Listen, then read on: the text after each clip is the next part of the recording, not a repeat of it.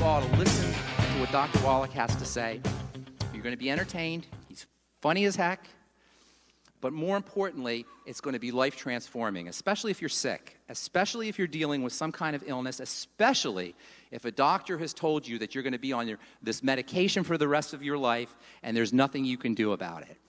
When you hear Dr. Wallach speak, you're going to say, like I said when I first heard him speak, it's obvious. So would you please join me in welcoming a good friend, a colleague, truly an inspiration, my nutritional mentor, and somebody who's just a great honor and a privilege to say that he's my friend, Dr. Joel Wallach.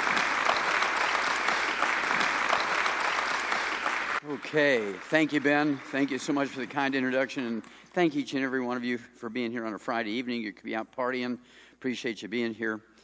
And for those of you who don't know me, just very quickly, the thing that makes my view different is that I have a degree in agriculture. And in agriculture, we don't have health insurance for animals. And we need to maximize our income from raising animals. And so we had to learn how to maximize their lifespan, maximize their production of meat and milk and eggs from the same amount of feed. We had to have perfect pregnancies, no early births where they needed 3 months in the incubator. We had to have no birth defects. And the animals who were born on the farm had to reach either reproductive age or market weight without need for health care. We did that with vitamins and minerals. Went on to veterinary school, became a veterinarian. Halfway through veterinary school, I graduated ag school, so I was a graduate student, began to take pathology courses, wrote the first paper on a mass die-off in America from pollution. I'm sure it happened many times before, but nobody recognized it. Got it published, and that kind of redirected my whole life. Graduated veterinary school, taught pathology up at Iowa State University for a year, and then got invited by Marlon Perkins from the old Mutual Omaha Wild Kingdom show, and I'd worked for him through high school, to go to Africa and work on the White Rhino Conservation Project and the Elephant Conservation Project. Caught 200 white rhinos, shipped them back to the States, and if you go and you see a white rhino in a wild animal park or a zoo, it's probably one that I caught, or maybe even offsprings of the ones that I caught. After 2 years of working on those projects, Perkins sent me a letter, said, look, I've got a big grant from the National Institutes of Health. We need to study the causes of death in zoo animals and the people who live in close proximity to the zoo animals because they have the same air, the same water, the same food sources. We want to find out if pollution or nutrition have something to do with their causes of death. Came back, worked on that project for 10 years, and the short version is I did over 20,000 autopsies and 10 million chemistries on 17,000 some change of over 454 species of zoo animals and 3,000 humans. And the bottom line of the study was that every animal, every human being who dies of what we would call natural causes, not trauma, but natural causes, died of a nutritional deficiency disease and not pollution. Now, the book that came out of that, 1,200 pages, in the Smithsonian Institute, is a national treasure, and I'm just a young kid,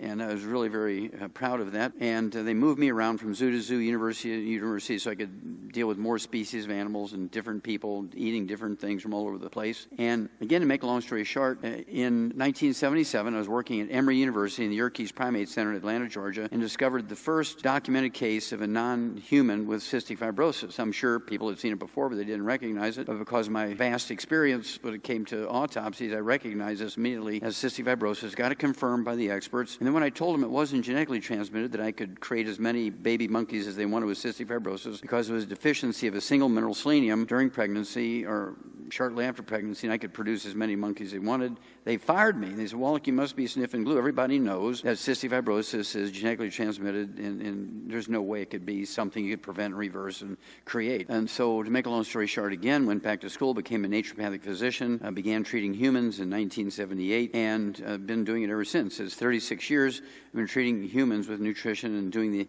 the thing with nutrition as we did in animals. So what you're going to get is a view from agriculture, veterinary medicine, as a comparative pathologist, and as a primary care physician. So you're going to get 4 different views of the same subject. So bear with me and hold your questions till later. Now, in the beginning, doctors thought that all diseases were caused by evil spirits or little gods sitting on planets. And if you burned enough goats to the evil spirits, they would spare you of disease. And if you burn enough goats to the good spirits, they would protect you. That lasted for thousands and thousands of years. I don't know if any of you ever heard of the paintings in the Lascaux caves in France. And these paintings are dated to 28,000 to 32,000 years ago. And people who are very, very religious say, no, wait a minute, Wallach, the earth is only 5,000 years old. Now, I live in hotel rooms, and I've read the Old Testament and the New Testament literally dozens of times over the 36 years I've been on the road. And I can tell you there's no place in there that says the earth is only 5,000 years old. So I don't care if it's 5,000 years old, 32,000 years old. God made it, and that's all that makes me happy. But in these paintings, and you have to appreciate that those paintings lasted 28,000 to 32,000 years. How often do you have to paint your house? Once every 5 years. So they knew something about pigments. Very interesting stuff. And they were painted by shamans and medicine men and medicine women, and they told health stories and disease stories. And then formal religions came along, and formal religions and science conflicted with each other. One of my favorite stories, of course, is Galileo, and he wasn't the only one, but he was one of the more vocal ones, and he wrote scientific papers on the fact that the Earth and the other planets circled around the sun. Prior to that, the churches all believed that the sun rotated around the Earth, and the Inquisition Committee from the Catholic Church at the time condemned Galileo to death for being sacrilegious and going against the church's teachings and belief. And fortunately for him, a cardinal, there was a cardinal when he was a young man, became pope at the time and was able to commute his death sentence from being burned at the stake to house arrest for the rest of his life. And so that's kind of how there was a conflict between churches and science at that time. Several thousand years ago, physicians and philosophers believed that there was a cure-all. We only had to look for it. There'd be one treatment that would cure everything. It was called the panacea. That's where the word panacea came from. And if you could learn how to transmute lead into gold, you were smart enough to figure out that one cure for everything. It was called alchemy, sorcerer. And even Disney came out with a movie, The Sorcerer. After a while, the doctors just got into trying to turn lead into gold for the gold, not for the panacea. Now, Louis Pasteur came along in the 1800s, and he came up with the germ theory. He was a microbiologist, and he was a chemist for the wine industry. To prevent wine from becoming vinegar, he came up with the idea of heating it to knock down the population of yeast and bacteria to stop the fermentation process, the same way with milk, and it was named pasteurization after himself. Now, again, he came up with the germ theory, and in the germ theory, he said there are certain bacteria, because they had just had a microscope invented by a Dutch eyeglasses maker, von Leeuwenhoek, and he could actually see bacteria, and he could grow bacteria from people who had pneumonia and meningitis and many other diseases, and then he could take those bacteria and inject it back into other people and to animals and get the same disease. And doctors fought him over that, tooth and nail. They would fight him over that. And so he had to set up an experiment right in the center of Paris. He got two groups of 25 sheep each group, and he gave one group a vaccination, which he created against anthrax, which is a disease that killed people and animals, and the other group got a dummy vaccination. It was just water being injected instead of the vaccination. Both groups he injected with heavy doses of the bacteria that caused anthrax, Bacillus anthracis, and in the group that was vaccinated, only 1 out of the 25 died. In the group that was not vaccinated, all 25 died. And the reporters were there, thousands of people were watching this as it went along, and so he became very famous over the anthrax thing. He was also the guy, even though he didn't know the term viruses, he was the one to first come up with a post-exposure vaccine for rabies as a virus thing, and he figured out how to do that. Very, very smart guy. It took a long time for doctors to agree that, yes, there were germs. And once they figured out where there was germs, they said, everything is caused by germs, even cancer and insanity and so forth. And a guy by the name of Koch came along and said, no, you have to isolate the bug, make sure that it's the bug, inject it back into a susceptible host, cause the disease again, isolate it again, get the same bug, then you know it caused the disease. The guy's name was Koch, K-O-C-H. About the same time, there was a priest in Austria by the name of Gregor Mendel. And he was a very smart guy, and he had taken many courses in what we would call today calculus, and he could predict numbers and things. And because he was very smart and a detailed kind of guy, the cardinal in the parish that he was the priest in put him in charge of creating peas for priests to eat during the wintertime. And he had houses where they grow these peas during the wintertime. And there were peas with red flowers, and there were peas with white flowers. And every once in a while, there'd be one volunteer, or a dozen of them volunteer on the path between the two different hothouses. And these are ones that weren't planted. They would just pop up, and they had pink flowers, and he reasoned that they were a mix or a hybrid between the red flower and the white flower pea plants, and he could do experiments with crossbreeding and so forth, and he came up with hybrids, he came up with dominants and recessives, and so he's kind of the father of genetics, but he never related the genetic concept to diseases, just life itself. At the same time, Charles Darwin came along, and Charles Darwin did not know about Gregor Mendel, but Gregor Mendel did know about Darwin. Darwin was the son of a very wealthy Englishman.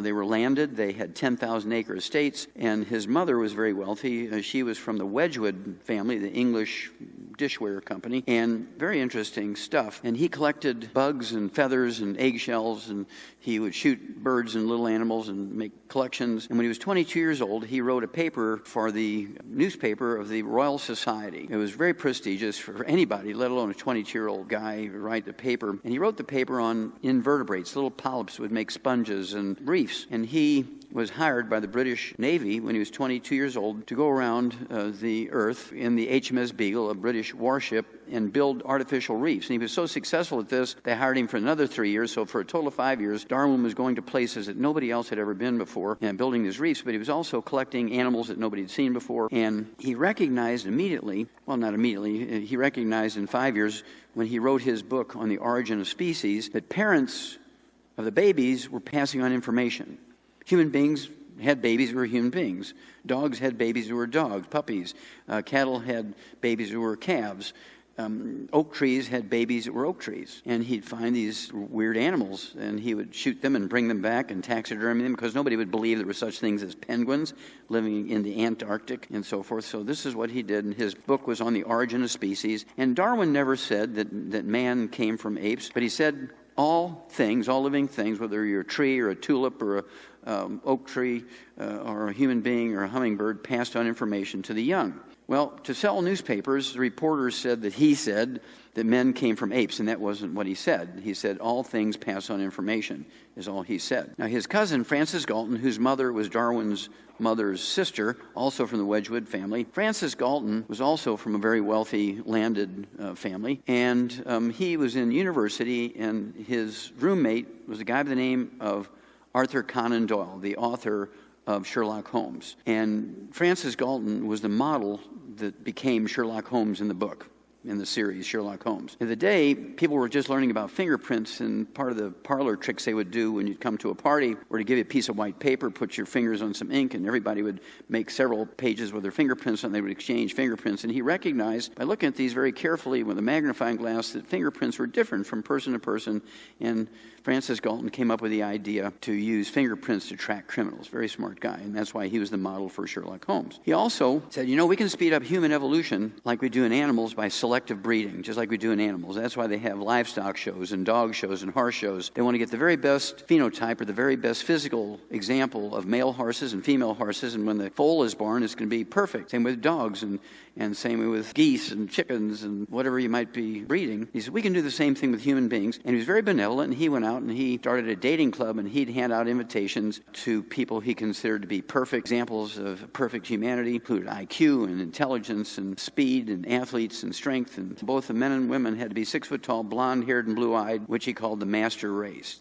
Now, this was in the 1800s. Begin to sound familiar. He would give out invitations, and he would have these tall, young, blonde-headed and blue-eyed women meet with tall, blonde, blue-eyed men at these banquets. And just by socializing, he figured some of them would fall in love with another one, and they would get married and have more babies like them. Well, after the First World War, the League of Nations broke up Germany. Germany originally went all the way from Russia all the way to Spain. It was the biggest nation in Europe. They broke them up into the provinces, became individual countries: Hungary, Czechoslovakia, Holland, and so forth, Poland. After the Second World War, there was the Nuremberg trials. And the Nuremberg trials was to find out who were the most horrible of the war criminals. They murdered 60 million people. They experimented on them, did horrific stuff, and they certainly didn't try any German generals for war crimes because they were just good soldiers. They didn't put any bureaucrats on trial for war crimes because they were just pushing paper and never made any decisions or shot or killed anybody or butchered anybody or experimented on anybody. And so most of the people who were executed for war crimes were medical doctors. The example was Joseph Mengele. He was called the angel of death because, particularly twins, he would kill one and do experiments on the other one based on what he found in the other one. He would kill people with birth defects, cleft palate, belly button hernias, people who had Down syndrome, cerebral palsy, older people who were infirm. They would just kill them because they were useless. They were, in his terms, useless eaters. They just took the assets of Germany and didn't do anything productive. Even if you were Jewish, who they wanted to eliminate, if you were physically able to work, they would put you to work until you couldn't work anymore. They wouldn't feed you because that was a waste of food. So when you worked yourself almost to death, they would gas you. Now, everybody knows people who were found guilty of war crimes were hung. And of course, most of the people who were hung for war crimes were medical doctors at the end of the war. Now, there's some medical doctors who did horrific crimes, and they weren't executed, and that's because they had all this data from the murder and experimentation on 60 million people. And they would call in to generals and say, look, I've got all this information here from all the experiments we've done over the last 5 years, and I can give them to you in exchange for a pardon. If you don't pardon me, I'll just burn them, and you'll never get all the information that we collected. And many of these Nazi doctors were pardoned because they turned over the information to U.S. forces, and they were made professors in U.S. medical schools. All this information is a book that's out now, not mine, somebody else's book. It's called Operation Paperclip. Everybody knows about Werner von Braun, the rocket scientist we took from the Nazis, but we also got the doctors. Also, all the pharmaceutical companies we have now, Bayer, Pfizer, Roche, Eli Lilly, were Nazi pharmaceutical companies, which they made their money to run the war.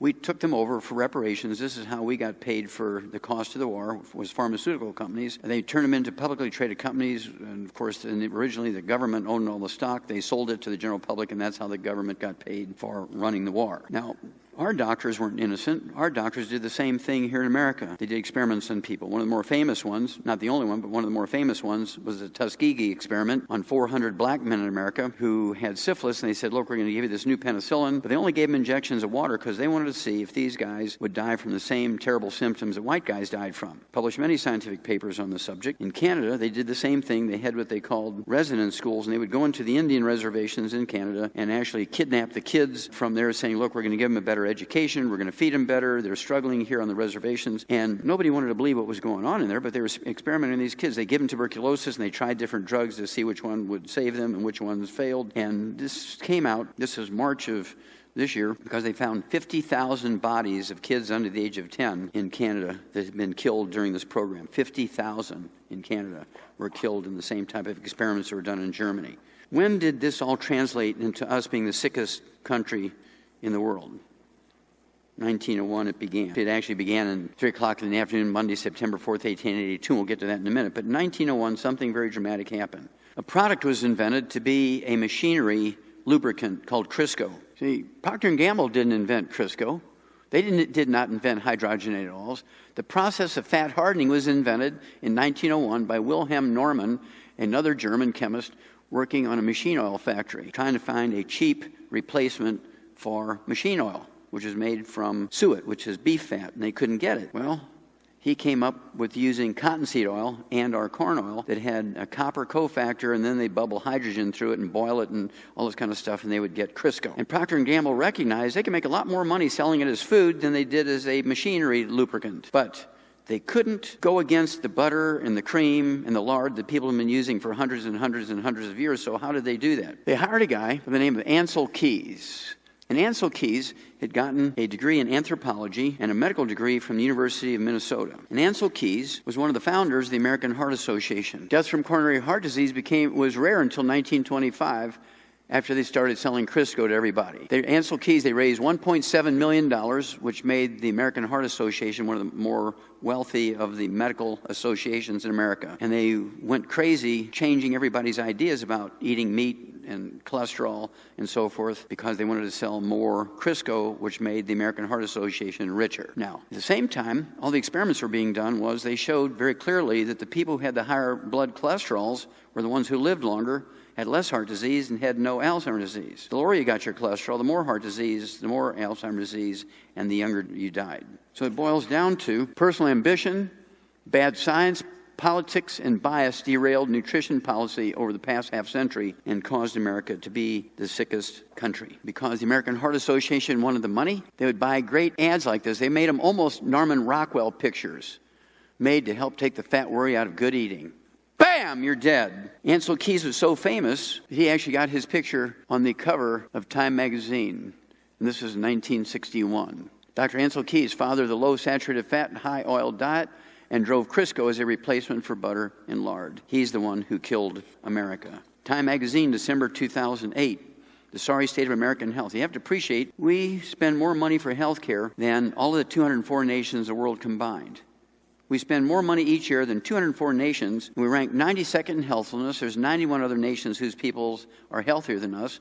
We rank 60th in longevity. There's 59 other nations whose peoples live longer than us. And God forgive us, we rank 41st in live births and first month survivability of our babies. In this article, they say our children will be the first generation who do not live as long as their parents because of Ansel Keys. Harvard Medical School says 52% of medical doctors in America are on street drugs or prescription drugs or alcohol during the working day. This came out 4/16/14. Sometimes I'd go into the bathroom in the middle of a long surgery to take medication intravenously. Another doctor says I was absolutely impaired using narcotics while working as a doctor, and no one ever tripped onto it or noticed. AARP Monthly Bulletin, American Association of Retired People Monthly Bulletin, March 2012, the worst place to be in America when you're sick is an American hospital. And I took some of these out of the article so you could see what they're talking about. It says the number of American patients who die each year from American hospital errors is equal to 4 jumbo jets crashing each week. That's 1,500 people a week, 3,000 every 2 weeks, 6,000 a month, 72,000 a year. How many of you would fly commercial airlines if you knew that they killed 72,000 passengers every year? How many would go to and frequent a particular type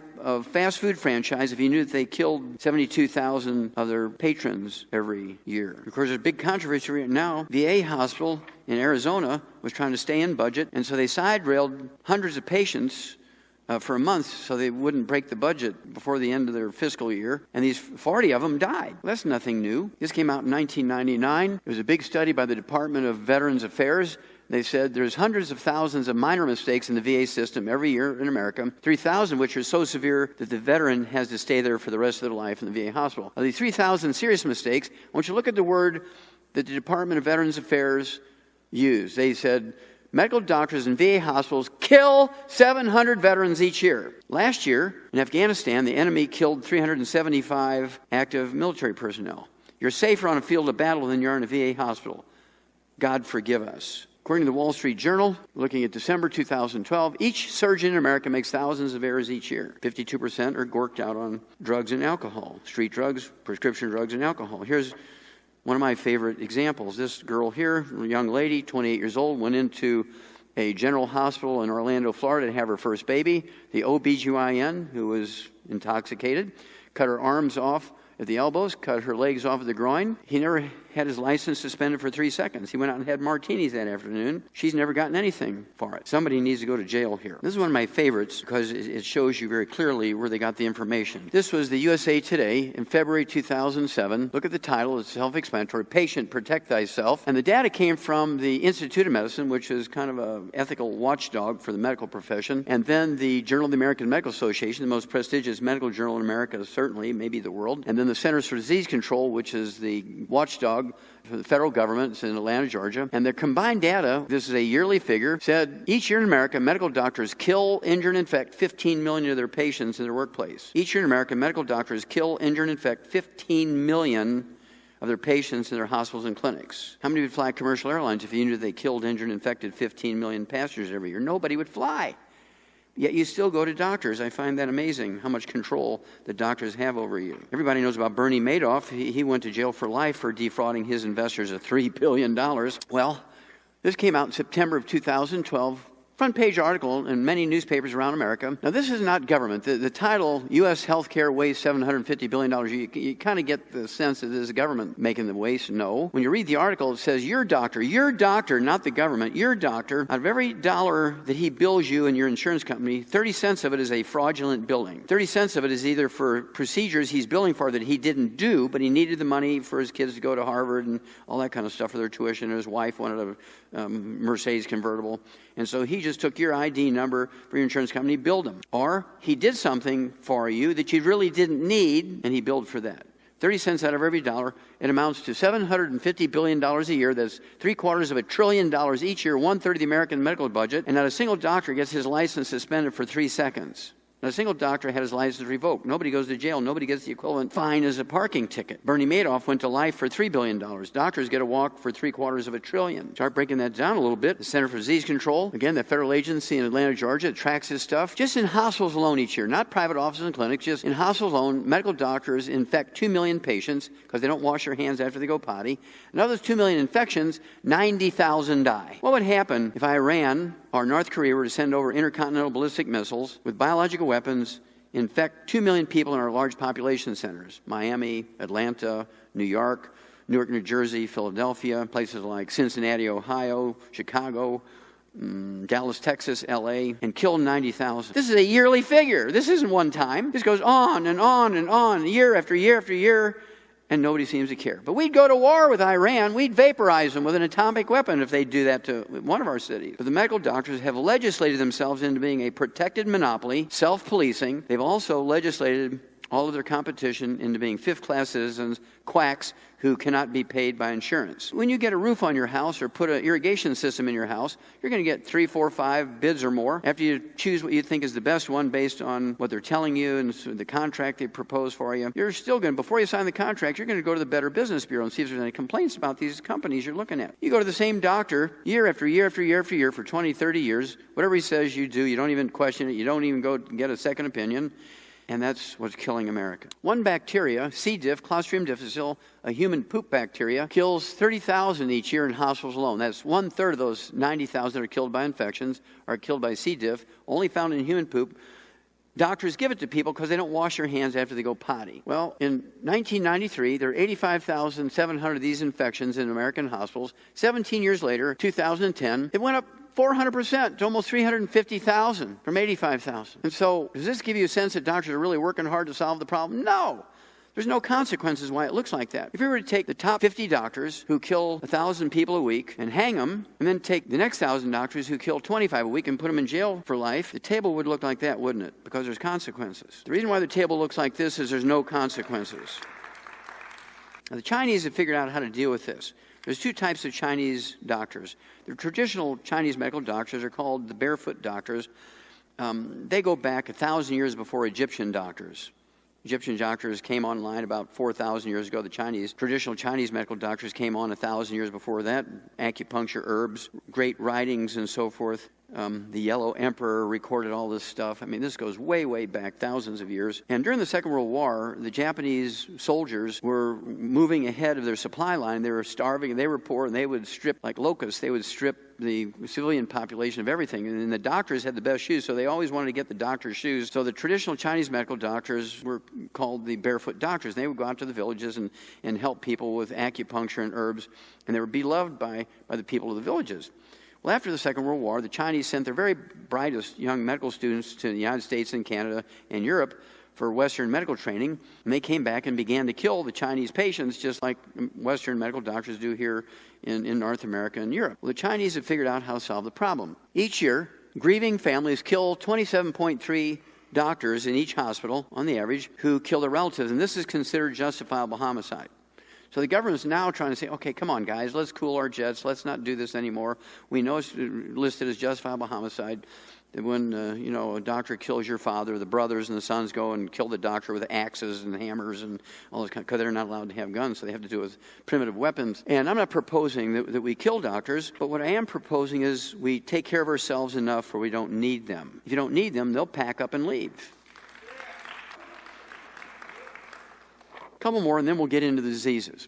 Deaths by medication error rising. This came out in 2006. This is a national story in the United States. Medication errors, these types of mistakes are tied to 1.5 million fatalities and permanent injuries each year in America alone. And everybody wants to take medication. I find that amazing. A federal jury in Lafayette, Louisiana, lodged a punitive damage against Eli Lilly and their Japanese partners for $9 billion over hiding lactose risks. Now, what is that? Lactose, of course, is an extremely well-respected drug that's used for diabetes. I mean, it will lower your blood sugar. But everybody who takes lactose gets cancer. They forgot to tell you that part. They conspired to keep that piece secret. And so a federal jury dinged them $9 billion. I thought that was cool. The problem is, that's chump change for them. That's like charging you a nickel for a parking ticket. None of the guys who were in on the conspiracy lost their jobs. None of them got a fine. A parking ticket, they got nothing. The company got dinged $9 billion, but again, it's like you being charged a nickel. Hospital care fatal for some patients.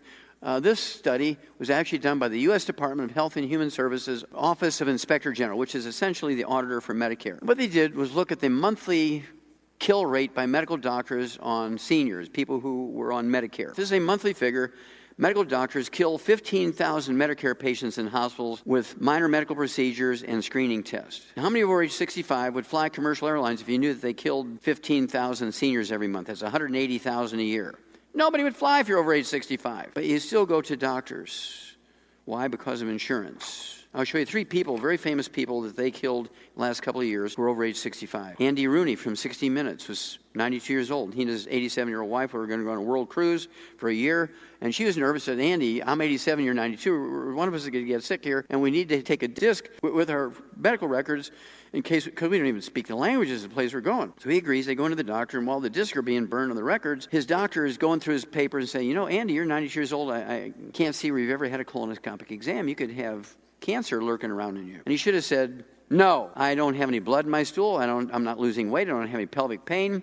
I haven't had any change in my bowel habits. And so I'm not going to get a colonoscopic exam. But instead he said, oh, okay. Andy Rooney, the skeptical guy, was a compliant 90-year-old guy. Goes in the next day. The doctor sticks a garden hose up his rump, punctures his intestine. 3 days later, he's dead from peritonitis belly infection. When you look online, Andy Rooney obituary, no matter what service you're looking at, they all say the same thing. It was a news release, okay, from 60 Minutes. They said, Mr. Rooney died from complications of a minor medical procedure. Wasn't minor for him, it killed him. And then Dick Clark, American Bandstand, 80 years old, goes in for a physical, complains to his doctor. He gets up in the middle of the night to go to the bathroom. The doctor says, you probably have an enlarged prostate. Sends him to urologist examines. Says, yeah, you got an enlarged prostate, Dick. We need to cut part of your prostate gland out. We're going to put you on prescriptions. And I could see Dick Clark kind of arguing a little bit. He said, well, I don't think I need surgery. Well, yes, you do. Listen, Dick, this is a minor procedure. You don't have to stay in the hospital overnight. It's an outpatient procedure. It's like clipping your fingernails, for goodness sakes. You come in at 9 o'clock, 9:30 you're done. 1 o'clock you're on the golf course, for goodness sakes. Don't be a wimp. And he should have said no, but he said, oh, okay. Goes in at 9 o'clock, 9:30 he's dead. What the doctor forgot to tell him was when you cut on the prostate gland, it releases a hormone that causes your risk of thrombotic stroke, coronary thrombosis, pulmonary embolism to go up. Well, he won the lottery. He got all 3 and died. When at 9 o'clock, 9:30 he was dead. But my favorite is Neil Armstrong, our top astronaut, first man to walk on the moon, personally saved 2 doomed NASA missions. 82 years old, went in for his physical. The doctors came out saying, that NASA program must be wonderful. Neil, you're 82 years old, but you got the blood work and the physical body of a 50-year-old guy. The only thing we can find is one coronary artery way down at the tip, has a 3-millimeter wide, 30% blockage. You're not going to have any chest pain, angina, because it's too low. It had to be high up in the artery to have the pain. There's really no risk of having a heart attack because it's too low. It has to be high up in the artery to have risk for a heart attack. But it could be a progressive thing. And if you let us, we'd recommend doing putting in a stent or 2 and doing a bypass or 2. You'll never have to worry about a heart attack from these arteries. And he should have said no, but instead he said, oh, yes, sir, let's do it. 3 days later, he was dead. What did he die from? Complications of an elective cardiovascular procedure. Elective means he really didn't need it. All the doctors went out and had martinis, saying, gee, we killed Neil Armstrong. Can you believe that? Now, if Al-Qaeda would have kidnapped him, cut his head off on YouTube, we'd have sent in drones to blow up baby food factories in case they had biological weapons in there. We'd certainly send in SEAL Team 6 to kill a bunch of people. But let a doctor kill our top astronaut, it's okay. To me, this is the most important part of life. The first 91 days of pregnancy, the baby's going down an assembly line. And like a factory, say making cars, TVs, refrigerators, tractors, furnaces, whatever it's making, there has to be stations where it has all the parts, and you got a team of guys installing these parts. They're handing them to them. One guy's putting the parts in, then it goes on to the next station, they put in the parts, and it goes to the next station. If somebody has to run to the bathroom, there's nobody there to kind of keep up with it, nobody stops the assembly line, that furnace or that car will get to the line of pieces missing. The same thing happens with babies. There's pieces missing. This is what causes birth defects, because the mother was missing something. Well, whose fault is that? It's the OBGYN. The OBGYN is responsible for every birth defect you can name. There's not a single birth defect that's caused genetically. It's all caused by nutritional deficiencies of the embryo. The last 6 months of pregnancy is just growth. By the time 91 days goes by, you've got what you got, and then the next 6 months are just growth. Anybody here ever hear of things that are called inborn errors of metabolism? Anybody ever hear inborn errors of metabolism? Okay, inborn errors of metabolism are things that are missing during the formation of the embryo in the early stages, in the first couple of weeks of the embryo's life, and the baby comes out with stuff that doesn't happen properly. For instance, how many of you heard of lactose intolerance? You drink milk, eat cheese, eat ice cream, you get bubbly intestines, and it's painful and bloating and diarrhea. It's called lactose intolerance because you're missing the enzyme lactase, because mama was missing something when that enzyme was being formed. You can make up the difference by supplementing with lactase, and you can take the enzyme and then go knock yourself out, all the ice cream and cheese you want, and no problem. Same thing is true with fructose intolerance. Same thing, similar is true to PKU, phenylketonuria, where mama left out the piece that's required to properly break down an amino acid called phenylalanine. If you don't properly break down phenylalanine, the metabolic pieces that are left over that aren't broken down will cause retardation. Now, what you have to do here for this is to avoid it. And so by law, any food product or anything you're going to eat or put in your mouth that has phenylalanine, they have to say, warning, PKU patients, this product contains phenylalanine. Do not take it if you're a PKU patient. So by avoidance, you can prevent the disease. Same thing is true with type 1 diabetes. It's an inborn error metabolism. It's not a genetic thing. Mama was missing something. When the cells that form insulin, the beta cells, they were never formed. And so the baby is going to be on insulin for the rest of its life. It's an inborn error metabolism. We have type 1 diabetes. Type 2 diabetes is a simple mineral deficiency. It's easily reversed. Now, in black people, they have a disease called sickle cell anemia. The same disease in white people is called thalassemia. This is where the mother is having the baby go down the assembly line, and when the bone marrow is being formed, the part that makes the hemoglobin, there's something missing, and the hemoglobin has what's called the sickle cell trait, or the thalassemia trait. You're missing nutrients. Instead of being like this normal red blood cell over here, looks like a little donut, they will sickle and look like grains of wheat, maybe even look like a sickle. And so you can see where these would clog up little arteries and cause strokes and swelling and all kinds of other complications. And so by supplementing with the 90 essential nutrients, which we'll get into in a minute, and taking some extra selenium and some extra B6, you can prevent people who have that sickle cell trait from sickling. Been doing this since 1991 in people in Atlanta, Georgia, in the Georgia Sickle Cell Foundation. You all heard of Down syndrome. Down syndrome is not genetically transmitted. Down syndrome is actually caused by a zinc deficiency in the first 10 minutes of pregnancy. I've actually reversed them, not after the baby's born, not after 91 days, but Lauren Knievel, Evel Knievel's niece-in-law, called me about 12 years ago, and she said, look, Doc, I've got a pregnancy. It's 2.5 months along. By 2 different tests for 2 different laboratories, they tell me I have a baby with Down syndrome. I don't want to have an abortion, and they tell me you might be able to help me. I said, well, we've done it in animals. We've never done it in humans. And she said, well, I'm not going to get an abortion, so, this is not going to be a problem. Just let's do it. And so what I did was give her the 90 essential nutrients and give her some extra zinc, and the baby was born perfectly normal later on. Done it several times since. Okay, early on in pregnancy with a Down syndrome baby, apparently they are reversible. But once the baby's 91 days, you can't. You've all heard of spina bifida. One of the lawsuits I lodged against the FDA was over folic acid supplementation and prenatal vitamins. Until we sued them, there was no law requiring folic acid and prenatal vitamins, and babies would be born with spina bifida. This baby also has a zinc deficiency because he's got club feet. This baby has a gluten intolerance because he's born with no hair. All this is avoidable by perfect nutrition and corrective diets before conception. Whose fault is this? The OBGYN. I told you, I discovered the first non-human case of cystic fibrosis in a rhesus monkey at Yerkes Primate Center in Atlanta, Georgia, Emory University. And, of course, they fired me for saying it wasn't genetic. And about 5 years ago, we began to send Jerry Lewis papers and records of kids whose muscular dystrophy had been reversed. We had learned the cause, prevention, and cure of muscular dystrophy in animals in 1957, and over the years I had used it. Every once in a while I'd see a muscular dystrophy kid, and we were able to reverse it, and I'd see another one 3 or 4 years later, and we'd be able to reverse it, but it wasn't big enough numbers to make any impact on science. Well, about 5 years ago, one of our associates, Marvin Ropp, who was a Navy SEAL, but he started out as an Amish kid.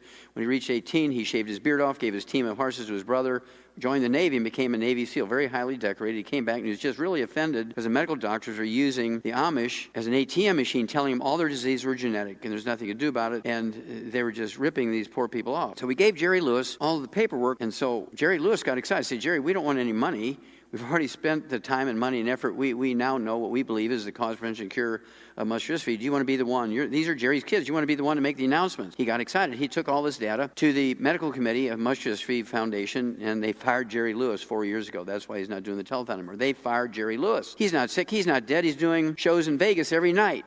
They fired Jerry Lewis. Somebody needs to go to jail. Well, in 1989, with Ma Lan, I went to China and went to Qishan province, China. Why did I go there? Because everybody knows the Qishan disease, which occurs in 13 out of every 1,000 kids there, is a cardiomyopathy heart disease, so sudden heart death is caused by deficiency of selenium. We know a deficiency of selenium is the cause of cystic fibrosis and the cause of muscular dystrophy. And I reasoned that if this is true, and everybody, including the World Health Organization, agreed that Keyshawn disease is cardiomyopathy heart disease is caused by a selenium deficiency, there had to be some kids there in China with cystic fibrosis and muscular dystrophy. And experts, when I asked them about it, they said, no, come on, Wallach. Cystic fibrosis and muscular dystrophy only occur in white kids from Eastern European origin. Well, I knew that wasn't true because I had autopsied black kids and Oriental kids, Asian kids that had these diseases, cystic fibrosis and muscular dystrophy, so I knew that couldn't be true. So we went there. Passed all the tests, did everything we needed to do to satisfy the Chinese government that we knew what we were doing. They were going to get their credit for it, and did 1,700 autopsies in kids under the age of 10. 595 of them, exactly 35%, had cystic fibrosis and 100% had muscular dystrophy. Published it in English. Published it in the Journal of Trace Element Research. Very well-respected scientific journal in the United States. The equivalent journals in Chinese in China. Sent copies to the Muscular Dystrophy Foundation, to the Cystic Fibrosis Foundation, never heard a word from them. Somebody needs to go to jail.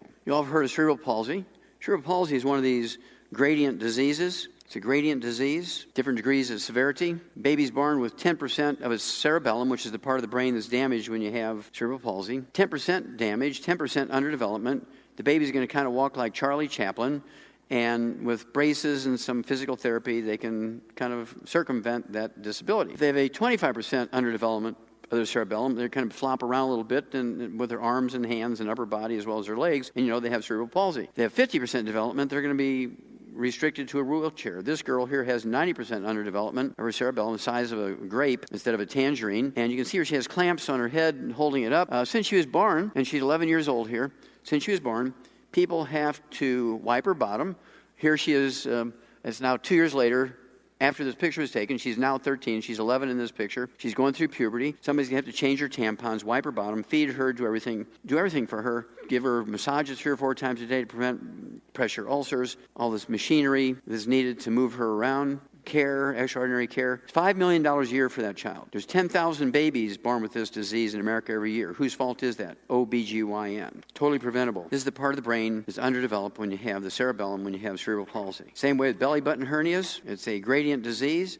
Here's a pretty typical belly button hernia the size of a walnut. Just give that baby a hypnotic, either by injection or gas. Puts local anesthesia around that. 10 minutes, the procedure is done. You've repaired that belly button hernia, but the baby shouldn't have to go through that. Mama was missing something during pregnancy for that to happen. This next one, the baby was born dead of vascular shock because the defect went from the 2 inches below the belly button through the belly button to 2 inches above it, and there's no skin over it, and the stomach and the spleen and some of the intestines are hanging out, and you can see well, why didn't the OBGYN know that baby was suffering from vascular shock? Well, he was in the bathroom giving himself drugs. This one here, the defect goes from the pubic bone all the way to the middle of the chest, and here the liver and the stomach, the spleen, and all the intestines are hanging out. You can see how that baby would die from vascular shock being born that way. Where was the OBGYN? That baby's perfect.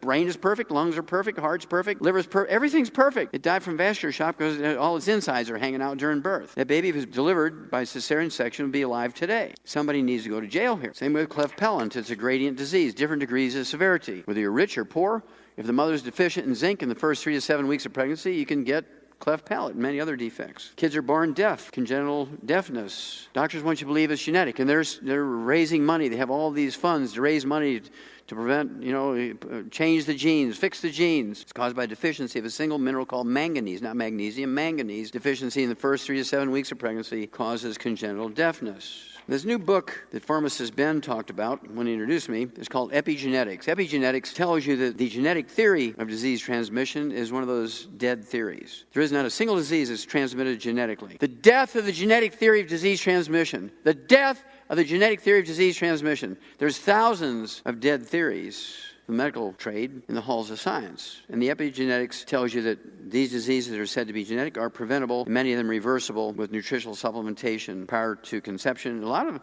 diseases that, like Huntington's disease, which is a disease that kind of falls in between Parkinson's disease and MS, Lou Gehrig's disease, they're said to be genetic. It occurs in people 50 years of age and older. Come on. Okay, we'll get into that in a little bit. Totally preventable, reversible. The death of the genetic theory of disease transmission. That's me in 1977 with one of my cystic fibrosis monkeys. You've all heard of obesity. Of course, the medical theory and the government's theory of why America is obese and overweight is because we don't exercise enough, we eat too much. Well, following their theory to eat less and exercise more, we became the number one obese nation in the world. We're number one! The only thing we can brag about being number one in the health area is we're obese by following their theory. So obviously that theory didn't work. So what causes obesity? What causes people to be overweight if it's not lack of exercise and eating too much? Well, it's a simple nutritional deficiency. You take the nutrients and it goes away. We'll get into that in some detail if we have time. Multiple sclerosis, a disease that historically occurred primarily in people between the ages of 30 and 60. MS, today, in the last 10 years, the peak of the demographic curve of who gets MS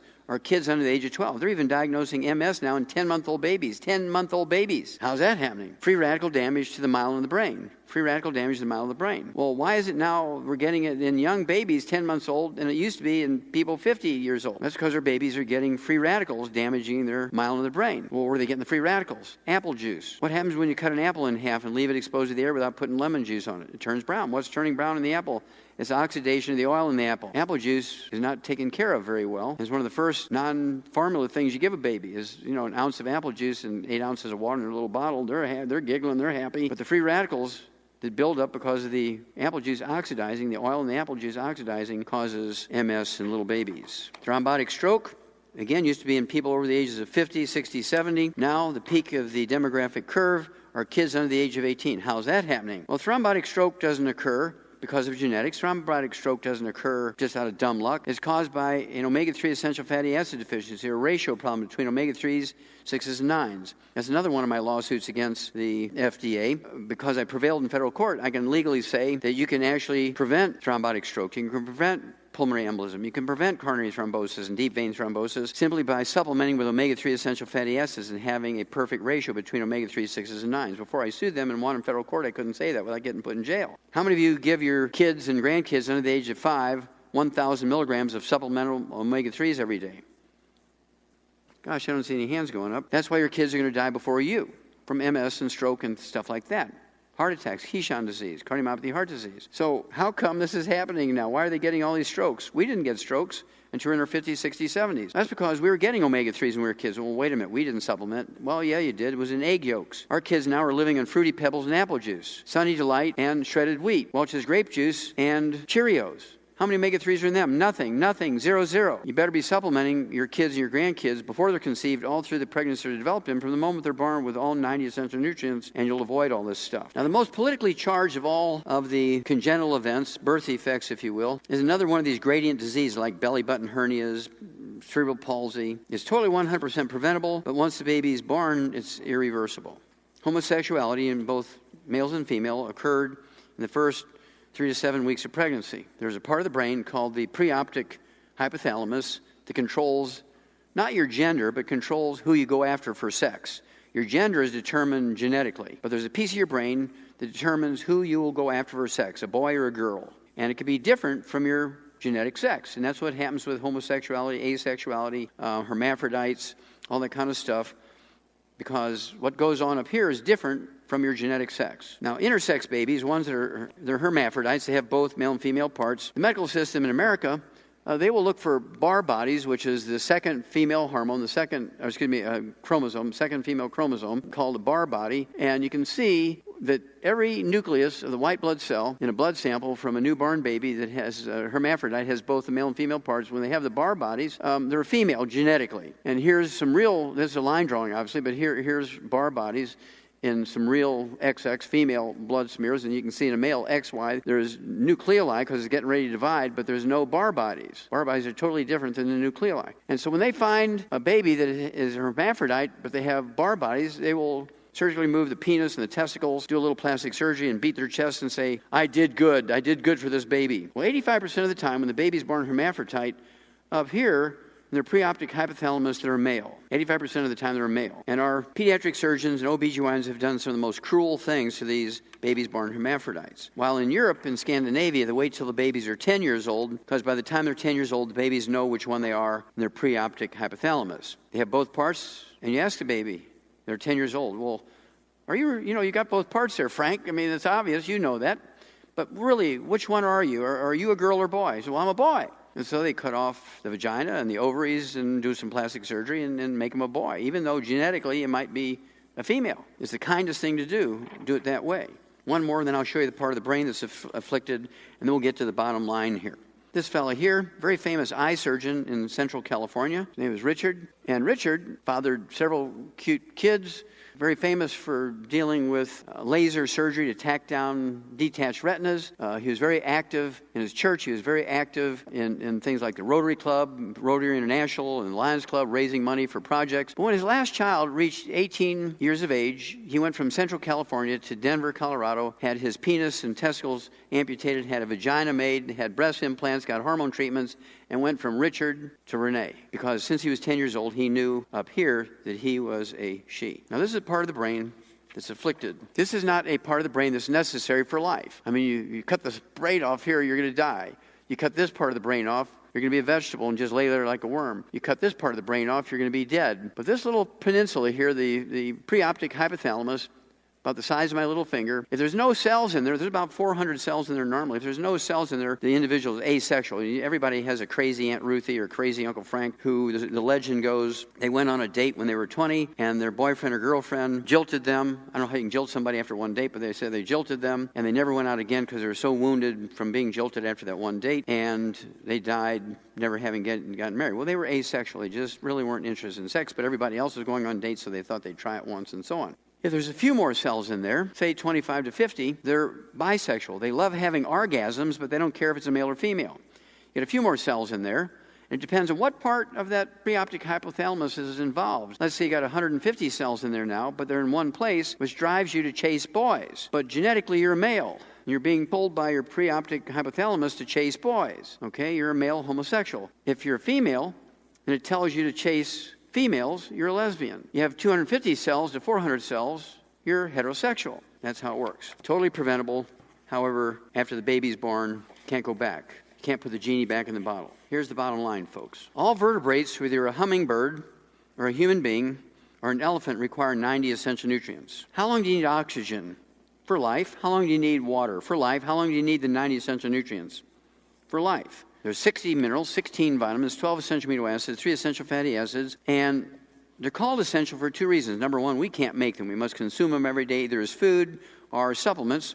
And if they're missing, secondly, if they're missing for any length of time, you get horrible diseases, all of which are fatal. Plants only need 3 minerals to make good seeds for the next generation. We need 60. So if you're eating a pretty good slice of organically grown, multigrain bread, baked with love by the pastor's wife in the church on Sunday when he gives his very best sermon he's ever given his whole life, you're 57 minerals short. This article is from Food Chemistry, and Food Chemistry is a very well-respected scientific journal. It's very boring. It just tells you where they grow food and how many nutrients is in that food from that county or that plat of land, how many pollutants or what the pollutant load is. For this particular issue, April 16, 2012, they did an article where they analyzed the nutritional value and the pollutant load in baby formulas, 8 classic baby formulas in America and Canada that everybody knows and respects, Gerber's, Enfamil, Similac, ones like that. And they said, commercially available baby foods may contain less than 20% of the recommended levels of minerals and vitamins. Dog food has 100%, laboratory rat food has 100%, chicken food has 100%, and your babies, grandbabies, and babies have less than 20%. Somebody needs to go to jail. That's why you must supplement.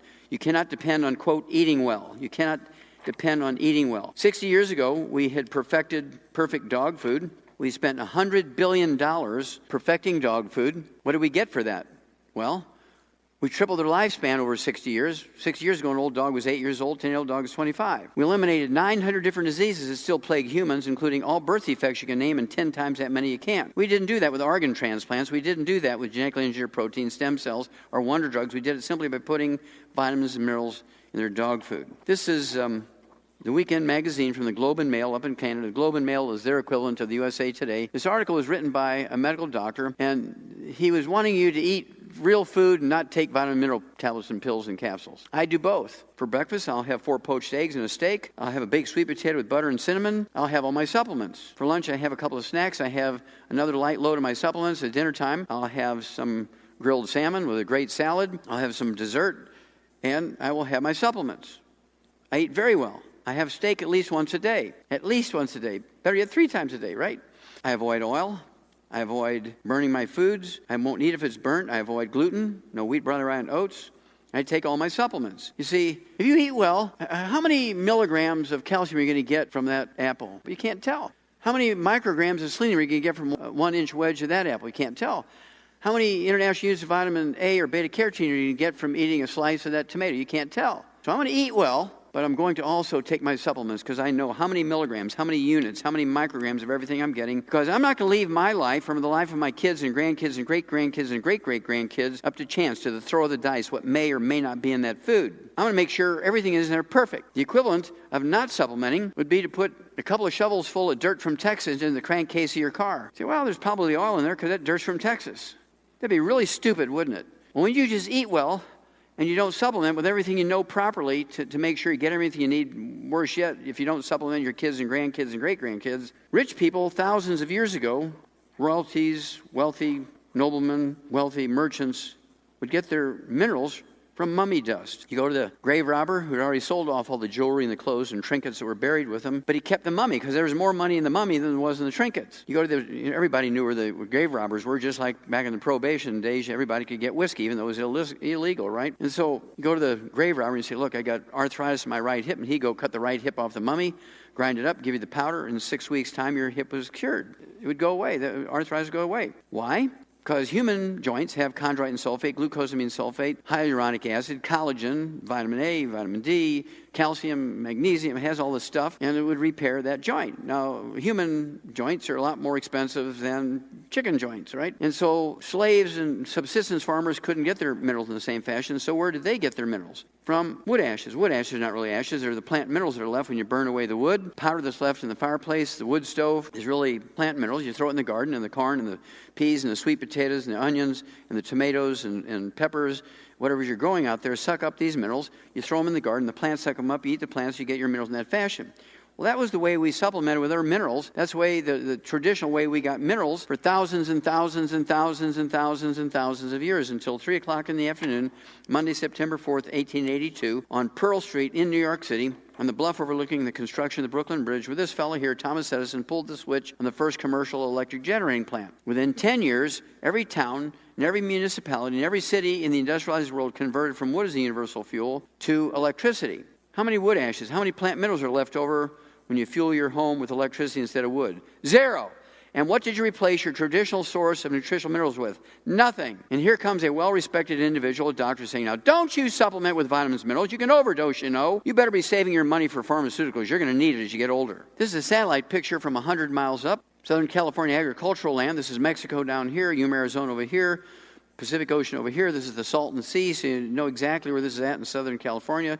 The Salton Sea is a salt lake about 1/10 the size of the Great Salt Lake in Utah. But what you see here is the nutritional minerals do not occur in a uniform blanket around the crust of the earth.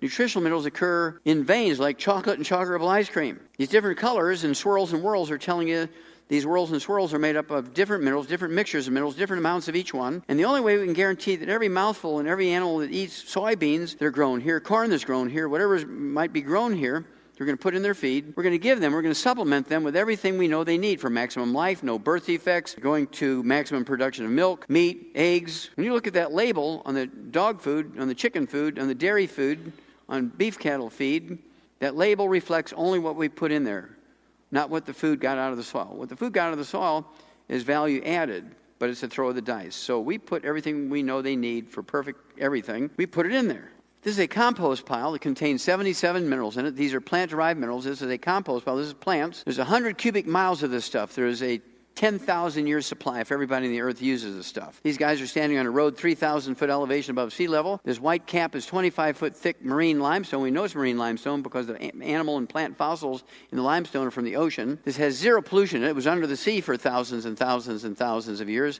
The ultimate question is, do you put oil in your car before the engine burns up or after the engine burns up? You put oil in your car before the engine burns up. You change the oil over 3,000 miles, whatever the maintenance book says. You'll get 300,000 miles out of that engine. If you put water in that car instead of oil, that car might not go 50 miles. So you know to put the oil in the car. Well, Methuselah lived to be 969. Those in the Old Testament who begat so-and-so, who begat so-and-so, who begat so-and-so, they lived to be 150, 200, 300. So who knows how long we can live if we do everything right. So isn't it sane to supplement with everything we know we need in perfect amounts? Eat right, but make sure we're getting everything perfectly like we do putting oil in cars before the engine burns up. Now myself, next month, using the Chinese method of aging, I'll be 75. Using the American aging system, I'll be 74. I have not been to a doctor with me being the patient for the last 68 years. I've never been on prescription medication. I have no health problems whatsoever, and nobody's going to steal an airplane with me on it. Now, if everybody were like me medically, The medical system would be real humble if their patients only came to them once every 75 years, wouldn't they? They'd be real humble.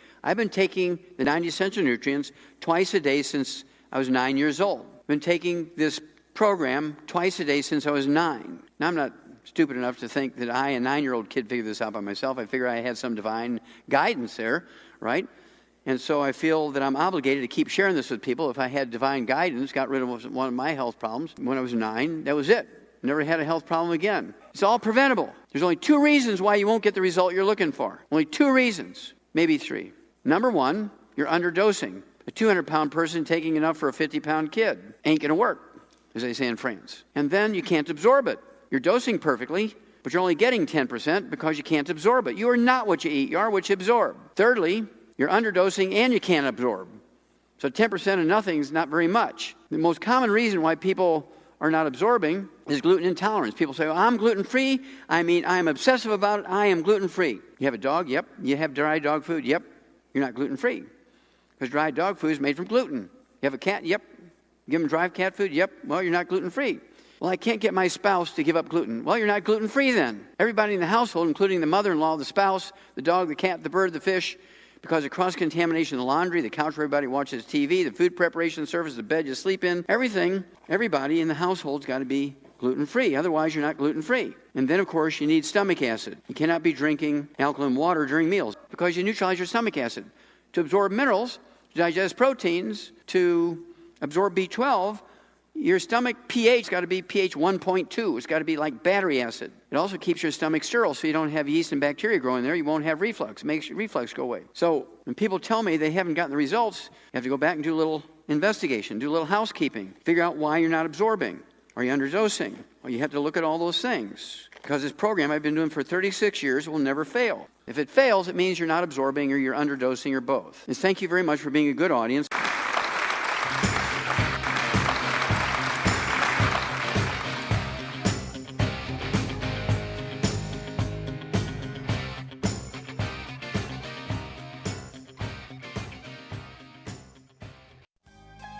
Information and statements regarding dietary supplements discussed have not been evaluated by the Food and Drug Administration and are not intended to diagnose, treat, cure, or prevent any disease.